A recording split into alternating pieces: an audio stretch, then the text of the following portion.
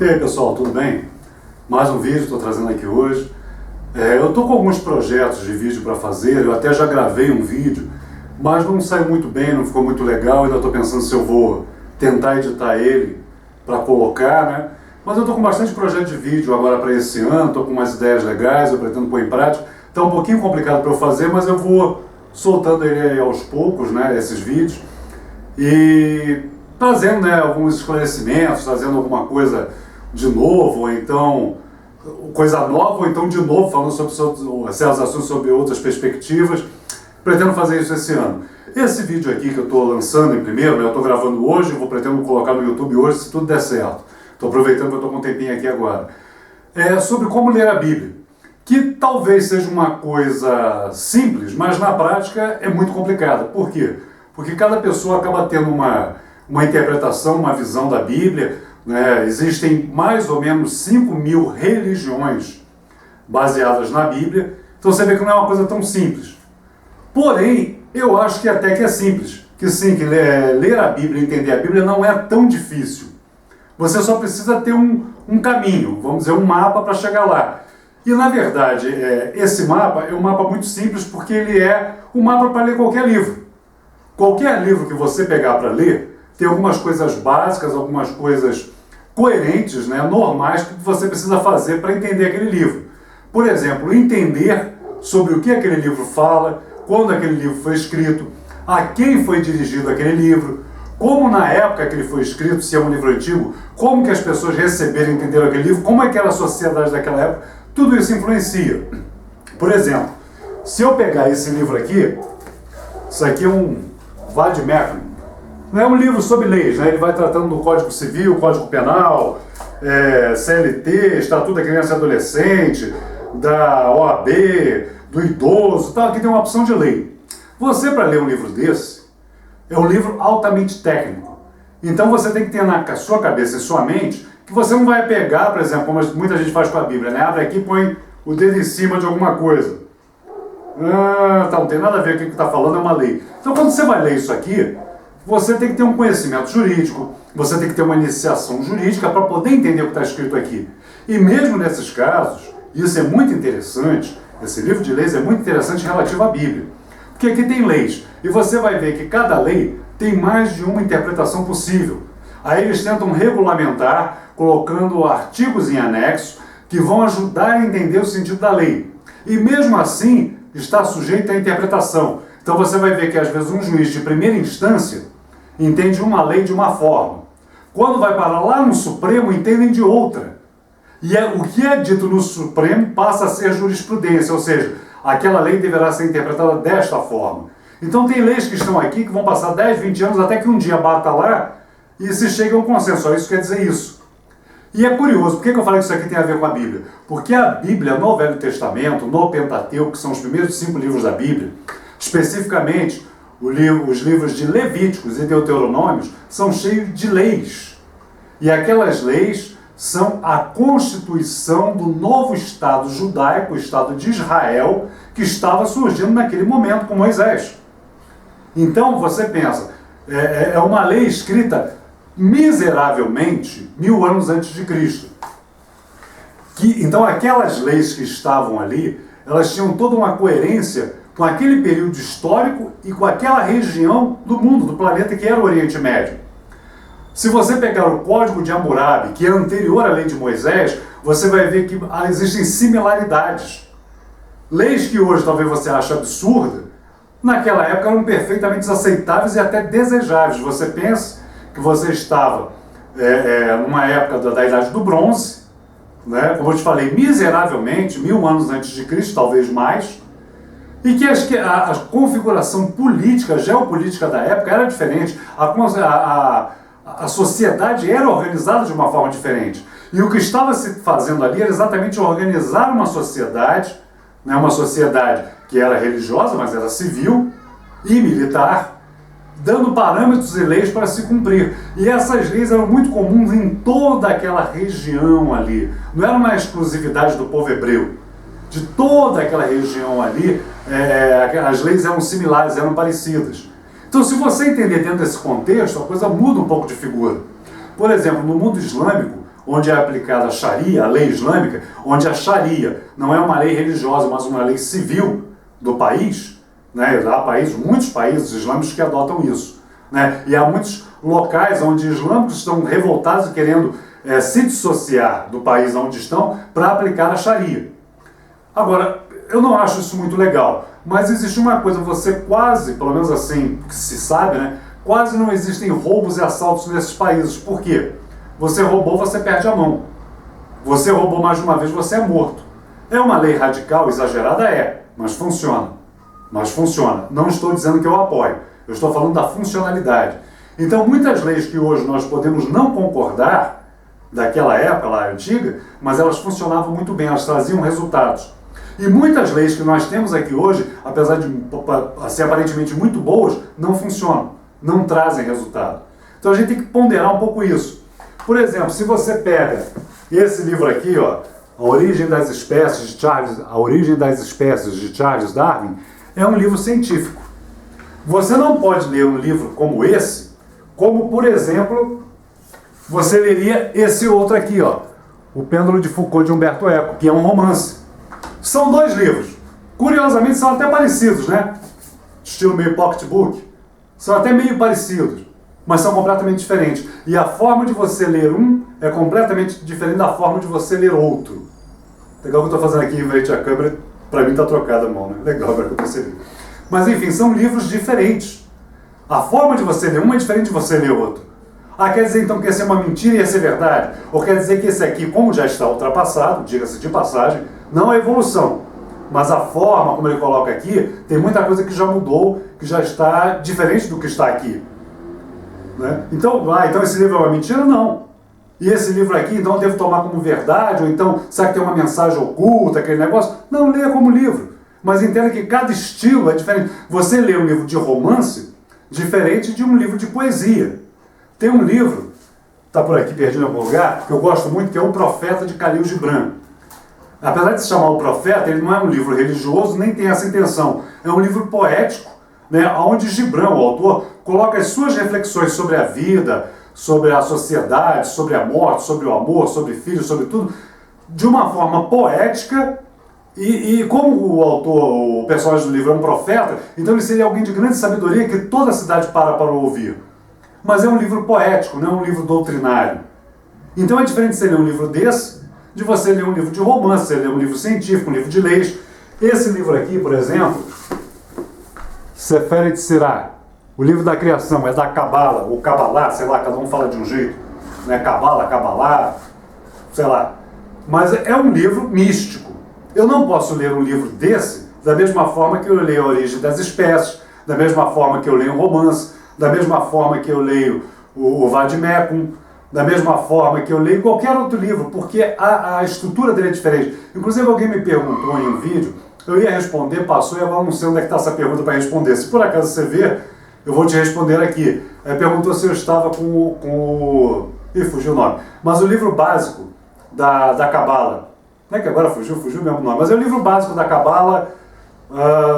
Fugiu, tal. Não, não tem esse livro. Na verdade, esse livro tem na... Se eu lembrar aqui, eu ponho aqui na legenda. Tá? Eu vou pôr na legenda que me fugiu. Eu tenho esse probleminha de memória, às vezes minha memória me trai. Mas, não tenho esse livro básico da Cabala, o livro texto da Cabala. Zohar, lembrei, o Zohar. Eu não tenho esse livro, mas já o li na internet. Me interessei em comprar esse aqui porque eu nunca tinha visto em nenhum outro lugar. É meio complexo, um pouquinho cansativo, ainda não consegui terminar de ler. Mas é interessante também esse livro. Mas então, todos esses livros são diferentes. Quando eu ler a Bíblia, eu tenho que ler a Bíblia entendendo essas questões. Entendendo que a Bíblia não é um livro. Entenda isso, a Bíblia não é um livro. A Bíblia é uma coleção, a Bíblia evangélica ou protestante de 66 livros e a Bíblia católica de 71, 72, eu não lembro bem, 74, sei lá, um pouco mais de livros. O Gênesis foi escrito num período onde não havia o menor resquício, nenhuma poeirinha de conhecimento científico. Então não leia o Gênesis como um livro científico, você vai pagar mico. A Terra não tem 6.000 anos, a criação não foi feita em 7 dias literais, tá? O Big Bang, até onde a gente sabe, realmente ocorreu, e isso não contraria a Bíblia. A evolução das espécies, até onde a gente sabe, ela de fato ocorreu. Tá? Não acredite em quem te diz que não existem os fósseis de transição, não tem a opção de mentira. Não, a evolução está muito bem documentada. Pode ter aspectos dela ainda não compreensíveis, pode ter aspectos dela que precisam ser elucidados melhores, assim é a ciência. A ciência nunca tem a palavra final sobre nada. Isso é importante você saber também. A ciência está sempre em construção, em evolução. Isso não quer dizer que o que ela disse aqui não deva ser considerado, porque aqui a ideia mudou. Não, é um desenvolvimento, é um progresso. Tá? Mas a ciência nunca tem a palavra final sobre nada. E isso é uma questão científica.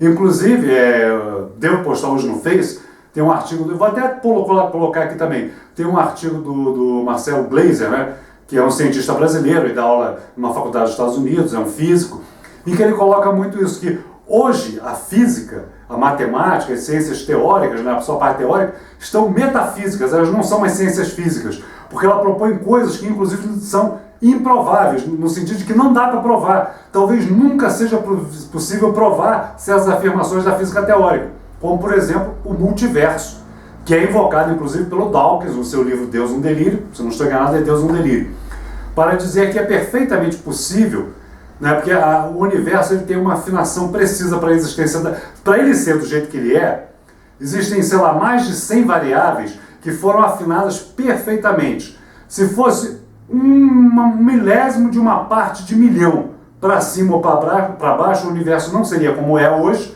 e não existiria vida, nenhum tipo de vida.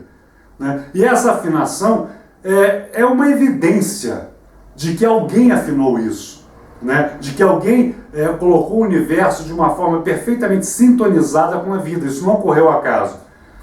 Muitos cientistas dizem, não, isso foi ao acaso sim, ainda que seja uma impossibilidade matemática, esse universo ser tão perfeito para a vida, mas foi ao acaso por quê? Porque existem multiversos, milhões, bilhões, trilhões de outros universos e probabilisticamente um deles teria que ser compatível com a nossa forma de vida. Então não houve milagre nenhum.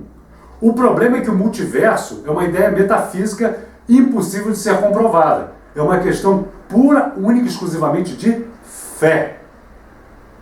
Curioso, né? E o Marcelo Gleiser, nesse artigo, ele contesta isso, que a ciência está indo para o lado do metafísico e até espiritualizada e religiosa, e a ciência não é isso. Porque o objeto da ciência são os objetos materiais e não os espirituais. Mas então ele faz essa contestação. Então, eu até estava falando com um amigo meu agora no YouTube, nossa, estou falando muito nesse vídeo, né? Que se você estudar a ciência profundamente, você vai chegar à conclusão que ela aponta para a necessidade necessária de haver um Criador. A ciência nunca vai dizer, nem a matemática, nem a ciência nunca vão dizer se esse Criador é Allah, é Jeová, é Jesus, se é Brahma, se é Vishnu, se é Krishna. Isso está fora do campo da ciência e da matemática. Mas que ela aponta, sim, indiscutivelmente, para a necessidade de um Criador, aponta. Então, se você ler a Bíblia entendendo, já saindo da ciência, entendendo que a Bíblia não é um livro científico, vai te ajudar muito. Você entender, a Bíblia fala do drama humano nas sociedades humanas, na cultura humana, e desse drama humano buscando Deus e querendo achar uma resposta para o mundo e para a vida em Deus. Né? Eclesiastes fala muito disso, o Eclesiástico da Bíblia Católica também fala muito disso.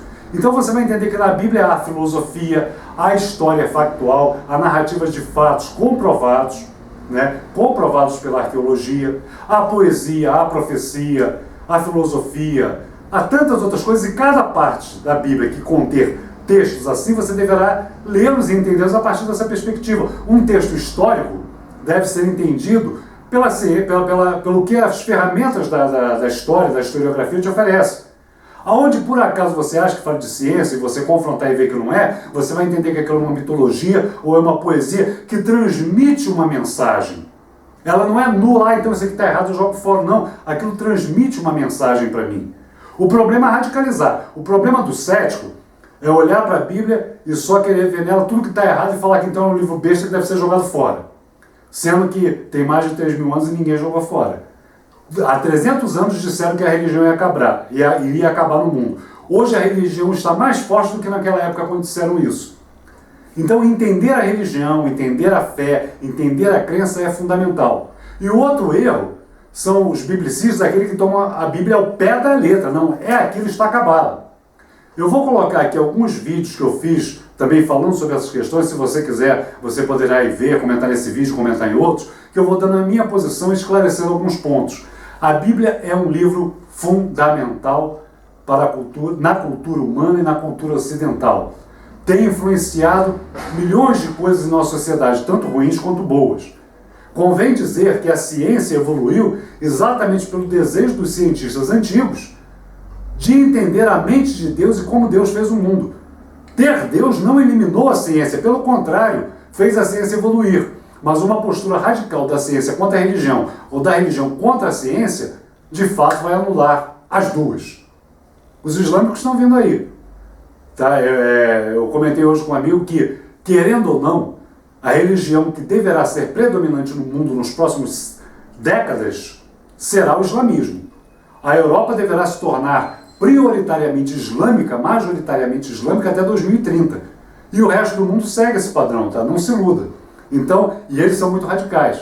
Então, antes de tentar destruir algo que me parece indestrutível, é melhor a gente entender, conversar, né? A sociedade influencia a religião influencia a sociedade, porque tudo faz parte do ser humano e a gente tem que aprender a caminhar com isso. Ainda em relação à Bíblia, eu sugiro que você pegue Bíblias de estudo. Por exemplo, me ajudou muito anos atrás quando eu peguei a Bíblia Scofield e comecei a ler para ele ter certas noções. Depois tem, a que eu realmente acho a melhor e prefiro, é a Bíblia Vida Nova. Tem a Bíblia de Estudos Pentecostais. Tem a Bíblia de Referências Thompson, que inclusive, né, no final dela tem um suplemento arqueológico, onde você vai poder ver aonde a arqueologia confirmou que eventos bíblicos de fato ocorreram daquela forma, às vezes até em escrituras, em textos de outros povos que confirmam eventos bíblicos. Então aí você vai vendo que a Bíblia também tem historicidade. E todas essas Bíblias, você vai ver que vai ter coisa de estudo, né? Que você concorda ou que você não concorda. Por exemplo, a Bíblia Scofield que eu citei, ela é dispensacionalista. Ela divide a história em dispensações da graça. Hoje eu não concordo com isso.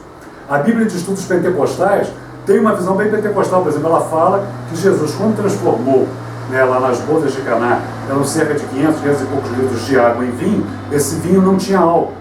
É uma visão doutrinária, porque isso aí, inclusive, contraria o próprio texto bíblico. Se é vinho, tem álcool. Se não fosse citado como vinho, não seria álcool.